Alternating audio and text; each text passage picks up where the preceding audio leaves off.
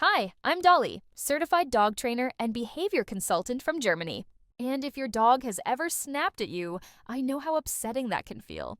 But snapping isn't a betrayal, it's communication. In this video, I'll walk you through what snapping really means, why it often surprises us, and how to handle it safely, fairly, and without losing trust.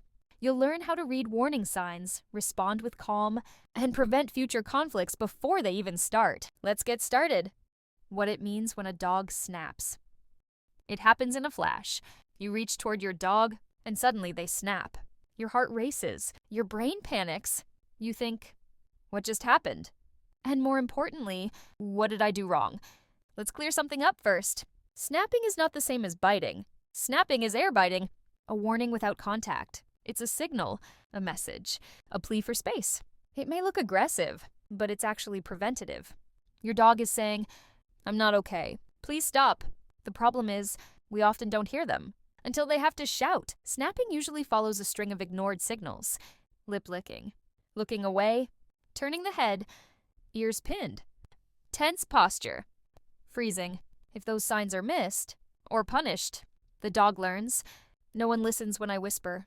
So they snap to be heard. This doesn't make your dog bad. It makes them desperate. Let's look at common causes. 1. Pain or discomfort. Dogs who are injured, stiff, or sick may snap when touched or moved. 2. Startled reactions. If your dog's asleep or resting deeply, a sudden hand can trigger a reflex snap. 3. Handling sensitivity. Brushing, nail trimming, lifting. These can all feel threatening if your dog wasn't properly introduced to them. 4. Resource guarding. If your dog is protecting food, toys, or resting spots, they may snap when someone gets too close. 5. Emotional overload. Stress builds throughout the day, and one small moment can tip the balance. So, what do you do when it happens? First, stay calm. No yelling, no punishing, no grabbing. Take a breath. Give space. Let everyone cool down. Your reaction teaches your dog whether they can trust you after a conflict. In the next part, I'll show you how to investigate what really caused the snap and how to prevent the next one before it starts. Understanding the root cause.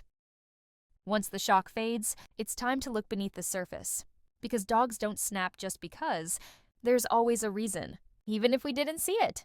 Your job now? Play detective. Let's start with context. What happened right before the snap? Were you lifting your dog? Brushing near a sensitive spot? Reaching for a toy or food bowl? Waking them up suddenly? Write it down. The details matter. Next, observe the body.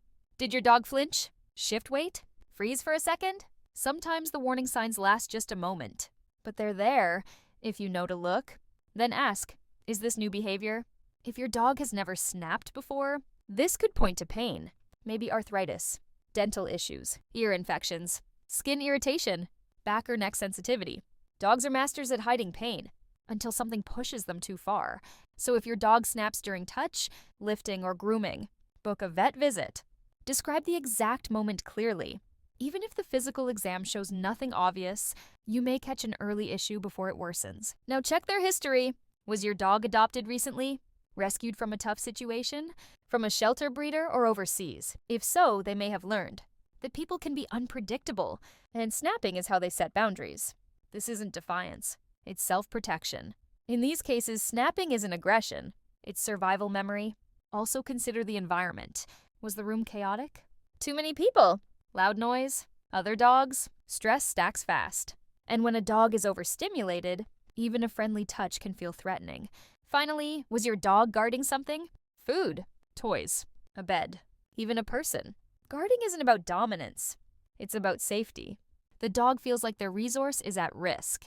So if you reach and they snap, they're not challenging you. They're scared of losing something valuable. Now that you've gathered information, you're ready to move forward. Because prevention isn't about stopping the snap. It's about stopping the need for it.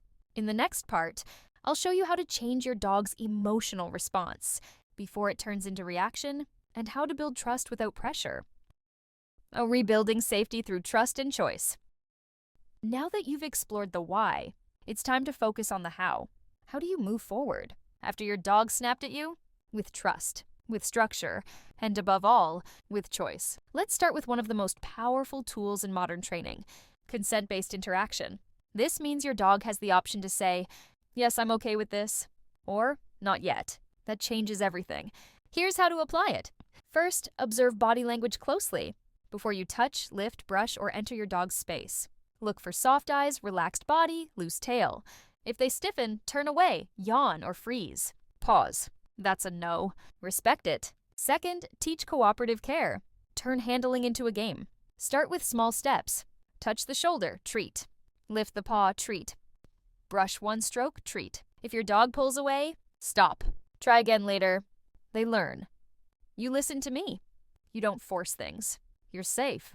Third, set up predictable routines. Dogs thrive on knowing what's next.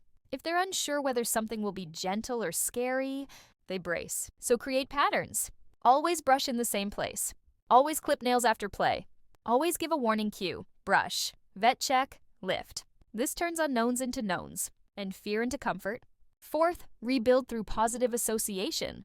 Pair tricky situations with good things. If your dog snapped when being picked up, start by simply reaching toward them and tossing a treat. Do this until your dog sees your hand and wags, then build from there, one step at a time. Fifth, give your dog space. After a snapping incident, emotions run high.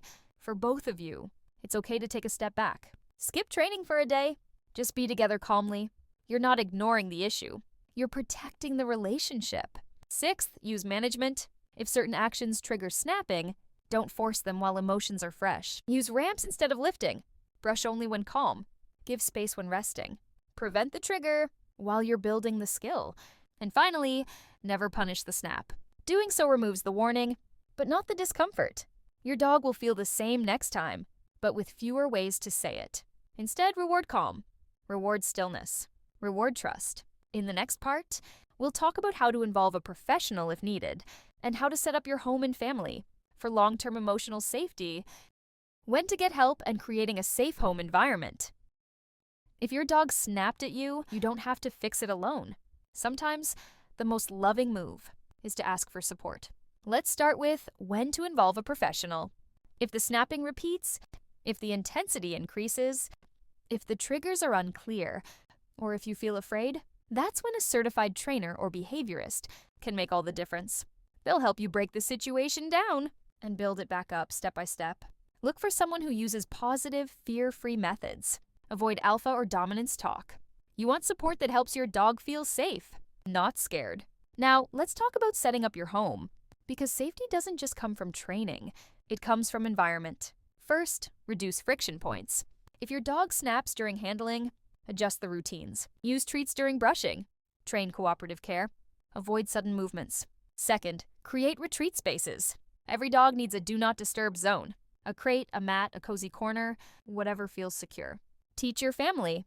When the dog is there, we leave them alone. Respecting space builds trust faster than treats ever could.